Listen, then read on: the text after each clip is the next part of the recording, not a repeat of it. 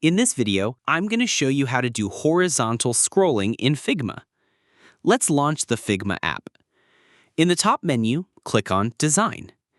In the bottom menu, click on the Frame option. In the right side menu, take any frame you like. Let's reposition the frame a little. In the bottom menu, take a rectangle shape and place it on the frame. Bring the shape out of the frame. Now duplicate the shape by pressing Alt on the keyboard and dragging it. In my case, I will duplicate it 6 times.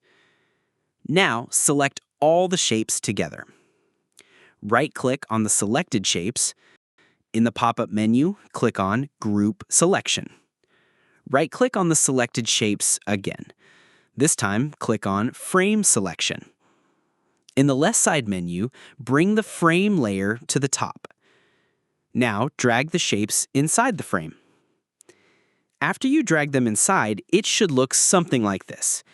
Only the inside portion of the shapes will be visible, but the rest of the frame will still be there. Resize the shape frame so that it stays inside the main frame. In the right side menu, click on Prototype. Now, change the overflow section to horizontal. Now let's present the design. Here, you can see that we have successfully created a horizontal scrolling design. Following these steps, you can do horizontal scrolling in Figma easily.